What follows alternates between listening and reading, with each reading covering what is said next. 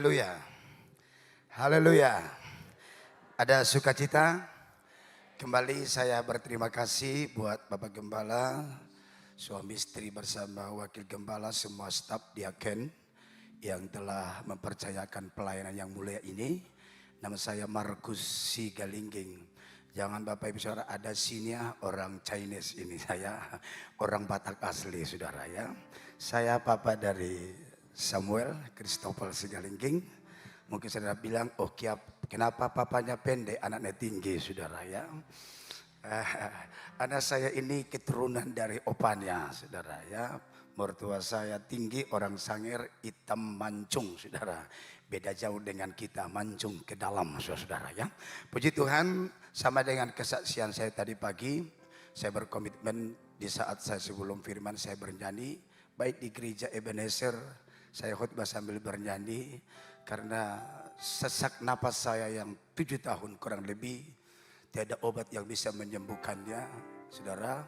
Tapi lewat bernyanyi, di situ saya mengerti bahwa kita melakukan sesuatu yang Tuhan tidak bisa lakukan. Tuhan tidak bisa memuji dirinya sendiri. Tapi saya dan Bapak Ibu Saudara diciptakannya untuk memuji, menyembah Tuhan. Katakan haleluya saudara. Saya minta nada C saudara-saudara. Ku tahu hidupku adalah penyembahan. Kau ciptakan ku dalam kemuliaan-Mu. Oh, ku tahu hidupku berharga di mata-Mu. Segenap hidupku persembahkan.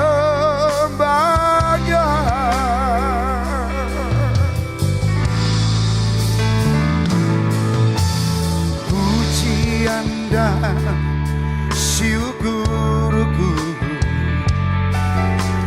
ku bawa padamu. Dengan rendah hati ku persembahkan. Oh, sadar bila ku ada hanya karena anugerah, bukan karena kekuatanku. Mari sama-sama nyatakan pujian ini. Oh, ku tahu hidupku adalah penyembahan. Kau ciptakan ku dalam kemuliaan-Mu.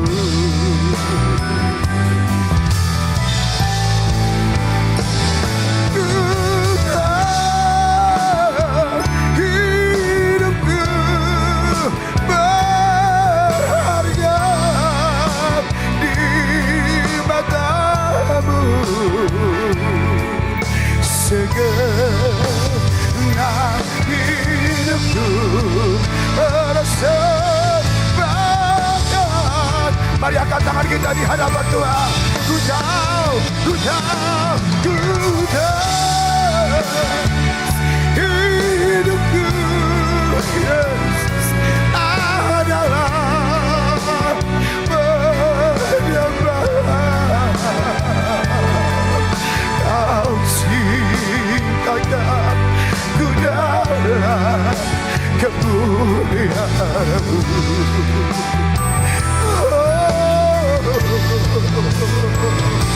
Ku tahu hidupku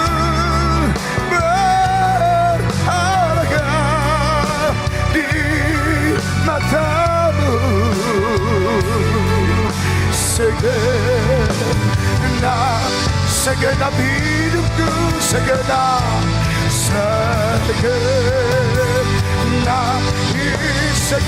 hidupku, semua segenap hidupku persembahkan.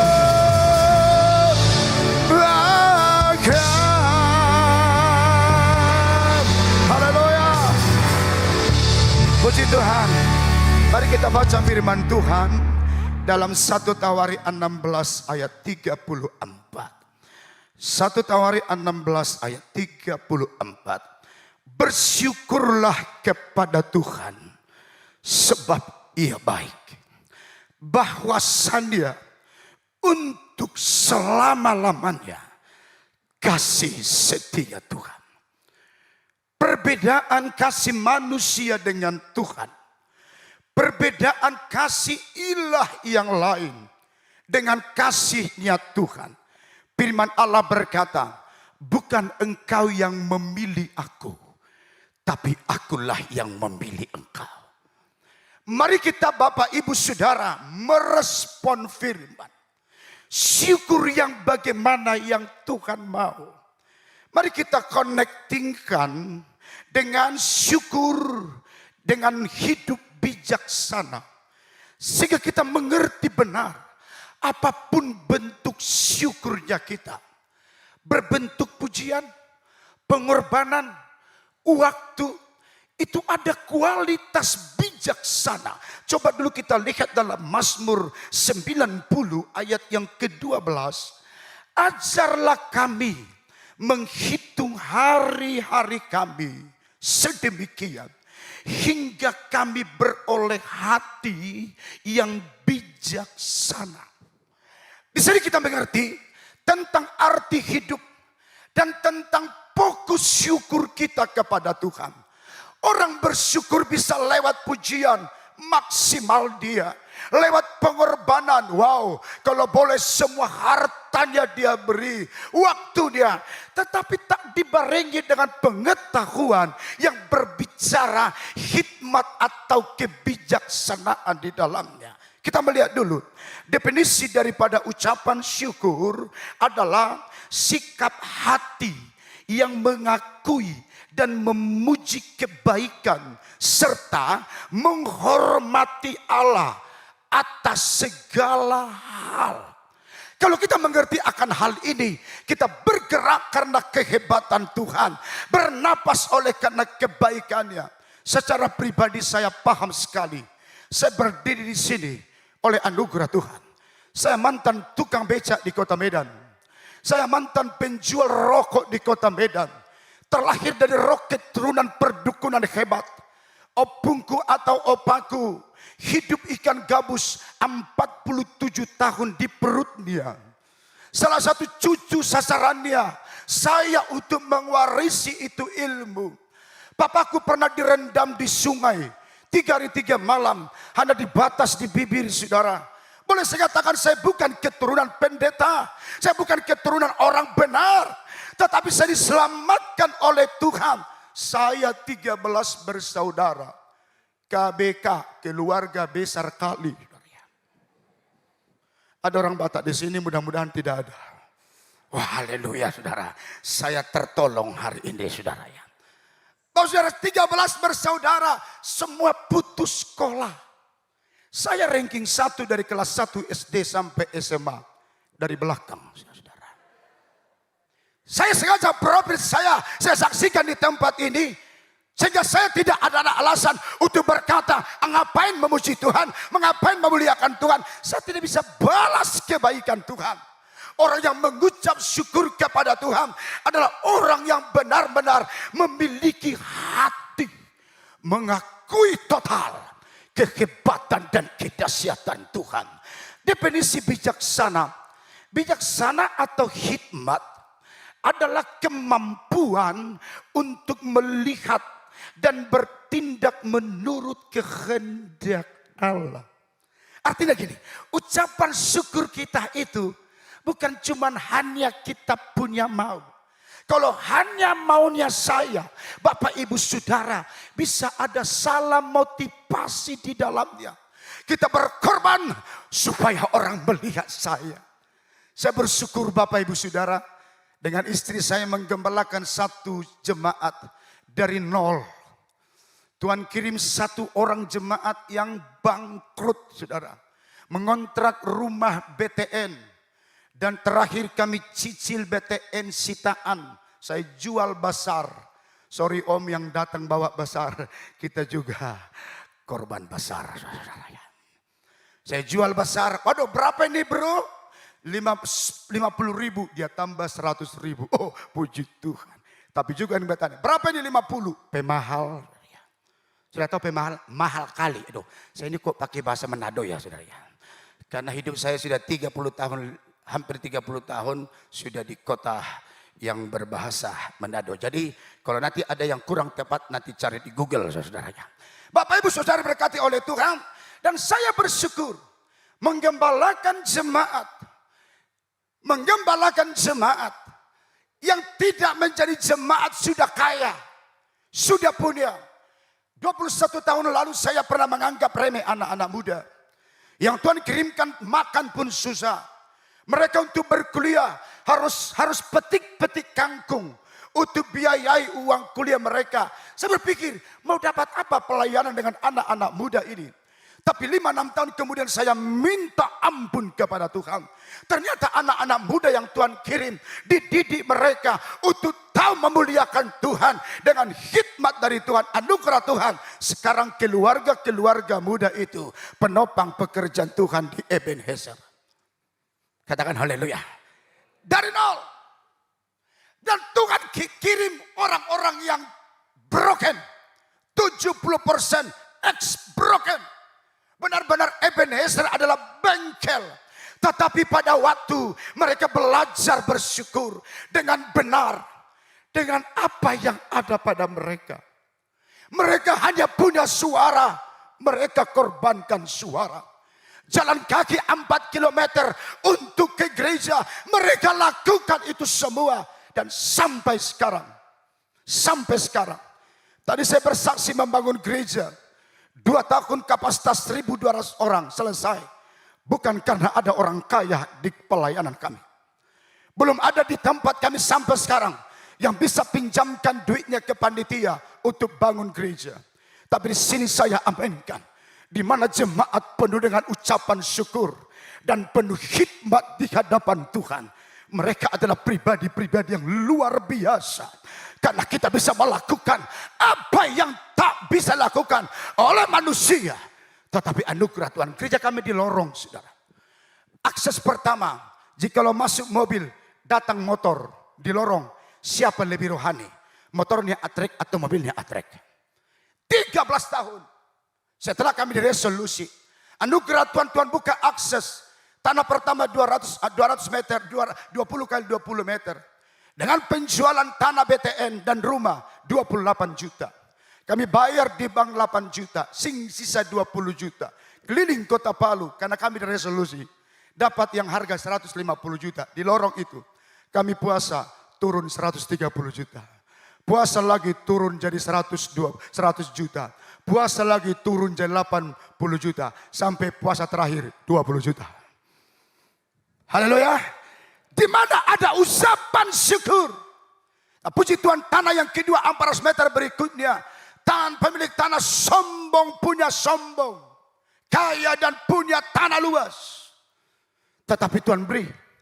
Dan tanah yang selanjutnya 300 meter. Tetangga masuk sel. Tuhan bisa jadi sutradara. Untuk membuat orang masuk sel. Supaya tanahnya dia jual untuk gereja. Katakan haleluya. Haleluya. Tuhan kita kan Tuhan yang bisa melakukan semua cara. Dan tanah yang berikutnya 600 meter. Dan anugerah Tuhan Desember baru-baru membebaskan tanah 7 kali beli tanah. Dari mana? Dari pelayan-pelayan. Dari jemaat-jemaat yang biasa. Tapi hati mereka luar biasa di hadapan Tuhan. Yang setuju katakan haleluya. Hubungan antara ucapan syukur dengan bijaksana. Ini sangat berhubungan erat.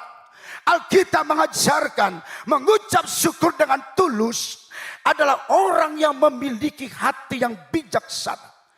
Ketulusan perlu kita bina. Ini untuk siapa? Tadi pagi saya kasih ilustrasi singkat. Joko dengan Jovi, saudara. Joko datang ke pastori bawa sekarung ubi.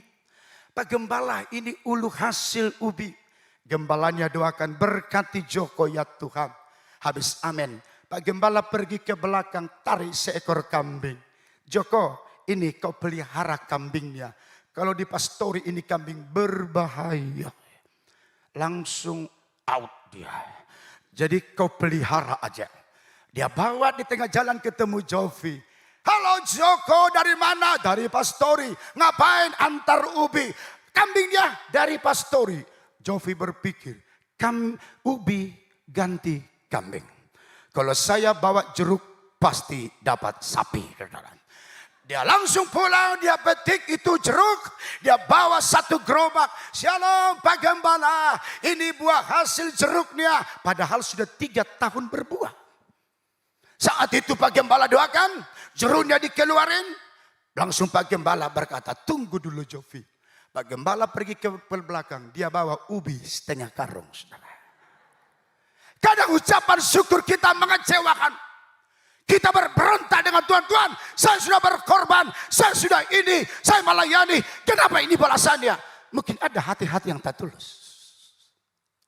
Hikmat adalah membersihkan hal yang tak bersih. Hikmat bisa mendeteksi ini kemuliaan bagi Tuhan atau kemuliaanku. Minta maaf kepada orang-orang tua saya yang diberkati Tuhan. Saya bersyukur sampai sekarang tak ada yang sandra saya yang punya duit. Karena yang Tuhan kirim jemaat yang kami layani adalah yang tak berduit. Tapi bukan berarti mereka tidak pengusaha. Tidak luar biasa di hadapan Tuhan. Saya ingin berbagi saat ini. Saya ingin berbagi. Saya rindu tidak menjadi penjual obat. Tapi karena saya tahu banyak pengalaman yang saya dapat. Dari kemarin saya pergi kantor. Saya foto, saya video semua strukturnya. Saya belajar dari Om Gideon. Belajar dari adik saya, Bapak Jeff, saudara. Beliau ajak saya makan sate kambing. Sambil saya kuna itu kambing. Sambil belajar saya. Haleluya. Masih ada mau ajak? Masih siap saudara ya. Haleluya. Yang penting jangan kambing lagi saudara. Saya pulang nanti. Bapak Ibu sudah berkati oleh Tuhan Yesus. Saya katakan kepada anak saya, Sam, belajar banyak nak. Tampung dan belajar ilmu semuanya. Sudah berkati oleh Tuhan Yesus Kristus. Kita belajar dari kehidupan Kain dan Habel. Perbedaan Kain dan Habel. Firman Tuhan berkata, Habel mempersembahkan korban darah. Dengan tidak sengaja. Ini adalah persiapan penebusan. Sebentar kita makan bersekutu dalam tubuh dan darah Kristus. Habel memberikan sesuatu yang memberi dampak terhadap bukan cuma lahiriah, tapi jiwa dan rohnya. Dia beri yang terbaik. Ibrani 11 ayat yang keempat berkata apa? Karena iman. Garis bawah. Karena iman. Iman itu kan sesuatu yang ekstrim. Iman itu kan sesuatu hal yang spektakuler. Berbeda dengan Kain. Kain hanya memberi sebahagian. Sisa-sisa. Minta maaf, saya tidak berbicara uang saat ini. No. Tapi bagaimana dan apa bentuk ucapan syukur kita? Tetapi yang perlu kita garis bawahi dan kita tangkap. Bahwa Habel melakukan tidak sembarangan. Tidak asal-asalan. Dalam memuji menyembah. 20 tahun yang lalu kurang lebih. Dengan cikal bakal saya berjumpa dengan seorang senior. Yang jam doanya 7-8 jam per hari. Wow, saya katakan saya suka yang unik saudara. Saya mulai belajar sama pengerjanya. Berapa jam berdoa? 7-8 jam om. Saya dapat informasi. Jemaatnya 60% mabuk, suka mabuk. Kalau di Manado saguer, kalau di Batak tuak. Isa jago ison itu kalau nanti apa artinya itu saudara ya. Karena orang Batak ini kan mirip-mirip Yahudi saudara ya. Haleluya. Mau tahu ada Yahunya sedikit? Yakob itu menikah dengan anak saudara mamanya. Berarti paribannya. Gitu. Dan berusi Laban. Anaknya Laban toh? Ya, jadi orang Batak kalau Laban itu tambah si Laban. Ya. Jadi membuktikan bahwa mertua daripada Yakob marga si Laban. Bapak Ibu Saudara kati oleh Tuhan Yesus, Habel melakukannya dengan iman. Ya, 20 tahun yang lalu dengan keunikan daripada pendeta ini, saya berkata Tuhan, saya rindu melakukan atau melihat sesuatu gerakan. Tuhan berkata begini, hai hambaku, engkau suami istri tidak sekuat yang engkau pikir untuk mengadakan peperangan rohani dalam pelayananmu. Bentuk tim. Tahun yang pertama kami minta yang sehati, setujuan di dalam pelayanan. Bukan orang-orang yang hebat. Mantan UWL saya sekarang UWL. Suaranya pals. Aduh, pals. Saya sering teriak, miring suaramu itu. Kasih lurus. Saya pernah dapat reuni di Beji. Saya bilang begini, saya punya harus pemberesan dengan Om Daniel malam ini.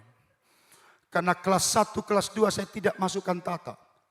33 tahun kemudian baru saya masukkan tata. Hari Selasa, saudara ya. Jadi masukkan tata Sigalingging, saya katakan puji Tuhan. Akhirnya tercapai juga setelah 33 tahun. Sudah diberkati oleh Tuhan Yesus Kristus. Tahun pertama 5 orang. Tahun berikutnya Tuhan kirim 10 orang. Anugerah Tuhan. Yang komitmen itu sekarang. Yang sehati dengan kami suami istri. Semua program mereka eksekusi. Kurang lebih 120 orang.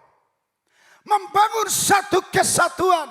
Itu sangat penting dengan struktur pelayanan di sini. Yang begitu detail. Pengerja aja dengan itu 40 orang. Oh Tuhan, saya punya pengerja baru 2 orang, stres. Saya kan paling tidak suka kalau pengerja sementara beston kong tidur. Tertidur dan lagi. Saya kadang ambil sepatu saya lempar. Pap! Ada anak yang bijak, dia pegang itu sepatu. Dia taruh di pangkuannya, dia tidur lagi. Saudara. Saya berkata, wow, ini 40 orang ya Tuhan. Ya. Tapi dengan struktur yang begitu rapi.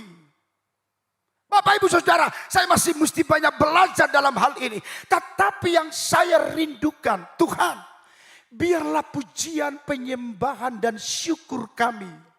120 orang ini adalah motor. Untuk apa? Memotivasi jemaat di saat bersyukur. Syukur kita dinikmati oleh Tuhan. Dan kita bisa menikmati Tuhan. Timbal balik ini harus ada dalam ibadah. Jangan kita jadikan tempat ibadah ini transaksi berkat. Aku berkati engkau Tuhan. Ayo dong berkati saya. Tapi berbicara tentang keintiman. Pengalaman dengan Tuhan. Sehingga hati yang bijaksana dalam ucapan syukur memotivasi kita, membawa kita untuk mengenal siapa Allah kita. Sehingga kita melakukan hal-hal yang dahsyat dalam setiap pelayanan dan pengiringan kita kepada Tuhan. Kalau kita konekkan dengan Saul. Saul adalah seorang raja hebat. Berpengalaman luar biasa. Ganteng pula. Tinggi, mungkin lebih tinggi sedikit dari Om Jeff Minander. Ganteng, anak orang kaya, pintar, jago perang. Memang berperang dia menang. Tuhan katakan, Saul, rajanya, hartanya, kambing dombanya, sapinya, sikat semua.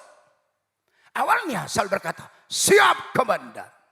Tapi pada waktu dalam peperangan, Saul alami kemenangan yang gilang gemilang. Saat itu mulai dia kumpul sapi yang tambun-tambun. Dengan tujuannya, aku korbankan kepada Tuhan. Tujuannya bagus. Tapi Tuhan tidak semata-mata melihat tujuan. Tapi Tuhan melihat cara kita. Tuhan dipermuliakan bukan cuma hanya tujuan. Tapi lewat cara. Kapan kita bersyukur dengan benar? Dengan cara dan tujuannya. Itu lewat hikmat daripada Tuhan. Berbeda jauh dengan Elia. Pada waktu terjadi kemarau, Tuhan berkata, Elia, you pergi ke sungai Kerit. Dia pergi, dia tak peduli bagi Elia, mau mati, mau makan, mau haus, mau tidak, itu urusan Tuhan. Ternyata di sungai itu dia, Tuhan pelihara dengan burung gagak. Lalu Tuhan perintahkan lagi, Elia, sekarang you pindah ke Sarfat.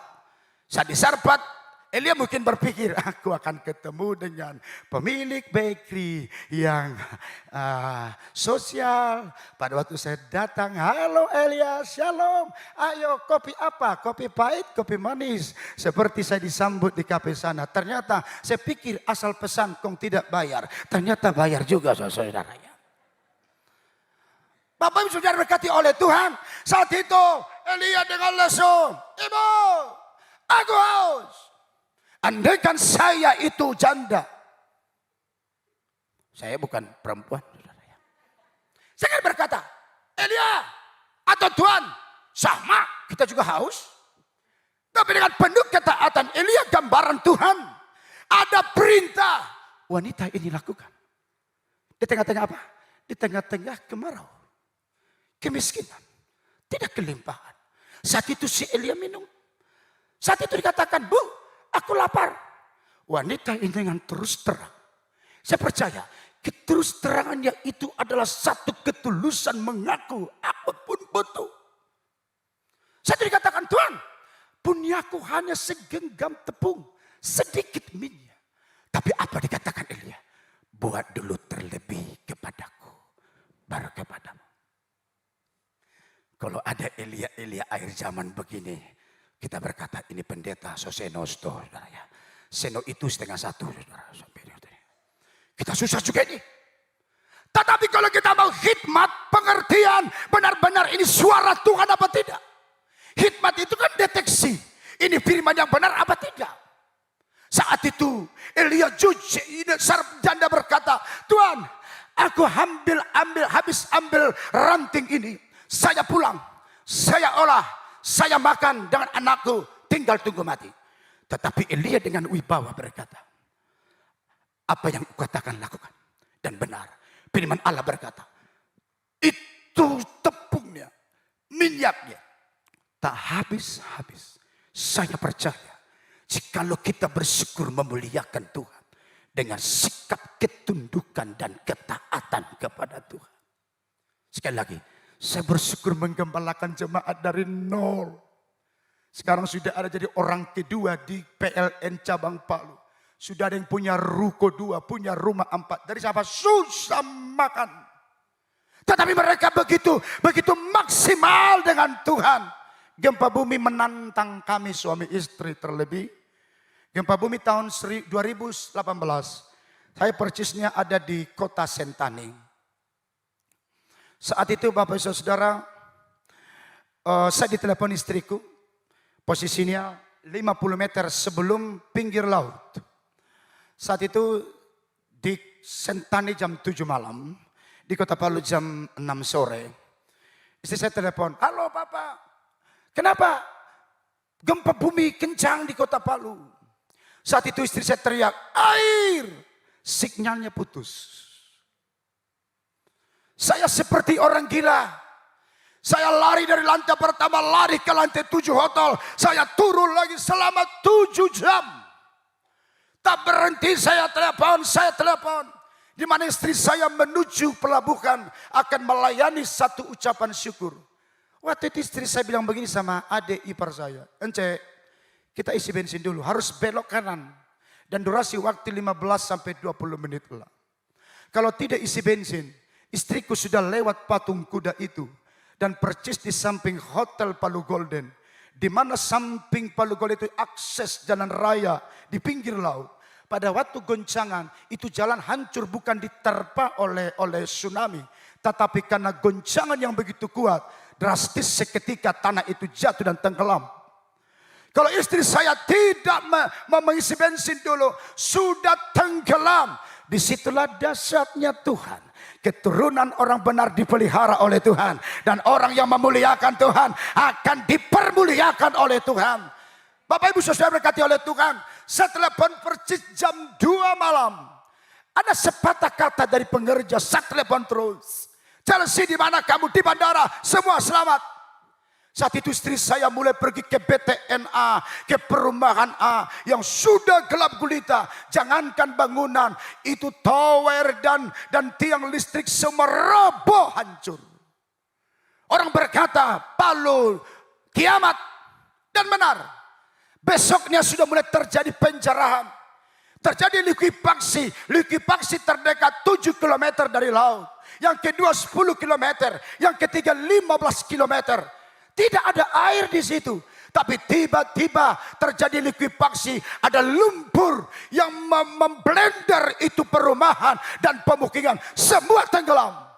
Saya lihat di berita, saya berkata, tidak ada tempat yang nyaman untuk Kota Palu. Istri saya gotong jemaat ke bandara. Hari Senin jam 2:30 subuh. Istri saya, Tuhan bangunkan. Bangun hambaku. Saya tiba jam 4 subuh. Jalan yang harus saya tempuh akses kebun kopi namanya 2 jam. Saya tembus 8 jam. Karena 10 km mobil mau lari keluar dari Kota Palu. Kami 10 km mobil antri di pegunungan yang jurang begitu luas, begitu dalam. Untuk raih cari keluarga. Saat itu istri saya berdoa dan menyembah. Tuhan berkata begini, hambaku, jikalau aku binasakan kalian semua, saya binasakan waktu hari Jumat. Karena semua 50% jemaat sudah lari. Saat itu istri saya berkata, Tuhan, apa tujuanmu? Aku jadikan engkau untuk menjadi penopang dan berdoa bagi Kota Palu. Biar Kota Palu dipulihkan oleh Tuhan. Mulai saat itu istri saya menyembah, bersyukur kepada Tuhan. Jemaat yang sudah pindah ke Surabaya telepon, Bro, sudah ke Surabaya aja. Tidak. Istri saya berkata, sekalipun jemaat semua keluar, kita tak mau keluar. Dan puji Tuhan, hari kelima, tempat gereja kita, dari hari Senin sampai hari Jumat, menjadi dapur umum, memberi makan 1.000 sampai 2.000 orang selama 5 bulan. Semua bantuan yang masuk ke rekening saya beli telur, saya beli tempat nasi. Yang makan 98% kaum Kedar. Tak peduli diri kami. 40 orang jemaat yang begitu komitmen untuk bersama-sama kami untuk membagi itu. Bersyukur kepada Tuhan. Beberapa tahun kemudian sebelum COVID, saya tahu gereja yang Tuhan anugerahkan yang bisa 1.200 orang adalah gereja hasil mengucap syukur dalam penuh hikmat kepada Tuhan. Katakan haleluya saudara. Puji Tuhan. Saya akan akhiri dengan garis besar khotbah saya pada saat ini. Di mana Bapak Ibu Saudara mengucap syukur dan bijaksana itu. Ciri yang pertama, bahwa ucapan syukur adalah ciri orang-orang yang bijaksana. Istriku mantan pelari. Dan PON 12 istri saya mewakili Sulteng. Masuk 10 besar. Waktu itu masih kelas 1 SMA. Dan di finish istri saya terjatuh. Dan saat itu sakit perutnya, maaf cerita, dia mah blooding. Dan mah blooding dia dikirim ke Palu dikawal oleh pramugari Garuda. Dan sampai di Palu istri saya pingsan. Dan keluar darah dari hidung, telinga dan mulut. Mahnya pecah. Saat itu saudara kata Tuhan, dokter tolak. Dikatakan anak ini umurnya hanya 3 bulan. Istri saya dengan terpatah-patah suara, Papa, Mama bawa pulang saya. Sampai di rumah istri saya minta Alkitab. Yang pertama-tama dia baca adalah Lazarus yang sudah mati. Saat itu istri saya besoknya puasa, berantai 7 hari. Dan hari ke-8 istri saya puasa 3 hari 3 malam. Mahnya perutnya yang sudah seperti 8 bulan. Hari ketiga di saat puasa 3 hari 3 malam. Berarti hari ke-10 dari hari pertama. Istri saya sembuh total sampai sekarang. Kapan itu terjadi? Karena ada ucapan syukur. Singkat ceritanya, saya menikah. 3 hari kemudian istri saya lumpuh. Selama 3 bulan. Istri saya harus rawat. Orang bilang berbulan malu. Kita bulan pahit, Pak. Saya harus suap istriku. Dan persis jam 12, setengah 12 siang istriku pingsan 3 kali. Keempat kali istri saya mati selama 1 jam. Saat itu istri saya setelah sembuh bersaksi, dia lihat saya menangis. Dia lihat tubuhnya, ada di sebuah taman yang begitu indah.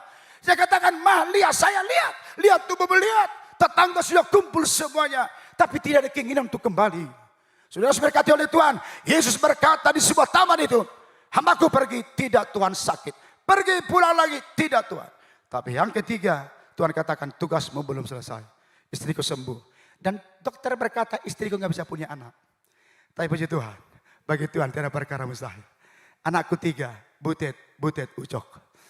Cucu 1. Berikan tepuk tangan yang meriah bagi Tuhan. Oleh sebab itu Bapak Ibu Saudara-saudara berkati oleh Tuhan. Ucapan syukur menuntun pada pengertian rohani. Tidak sekedar hanya membalas kebaikan Tuhan. Tapi kita mengerti dalam ucapan syukur itu ada yang Tuhan mau. Sehingga ucapan syukur itu adalah tanda kerendahan hati. Dan pengakuan akan kebesaran Tuhan.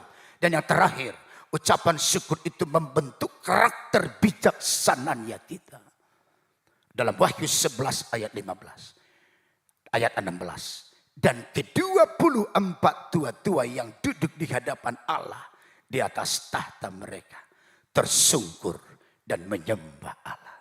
Di saat ada pengertian bagi kita, pangkat kita lepas, predikat kekayaan kita lepas, kejayaan kita lepas, dan kita datang dengan hati yang terbuka untuk bersyukur kepada Tuhan. Ada yang sakit di sini, tidak usah minta mujizat. Bersyukur saja kepada Tuhan. Ada yang bergumul kepada suamimu, kepada istrimu, anak-anakmu. Tidak usah minta mujizat. Bersyukur kepada Tuhan. Karena Tuhan kita Tuhan yang layak dimuliakan.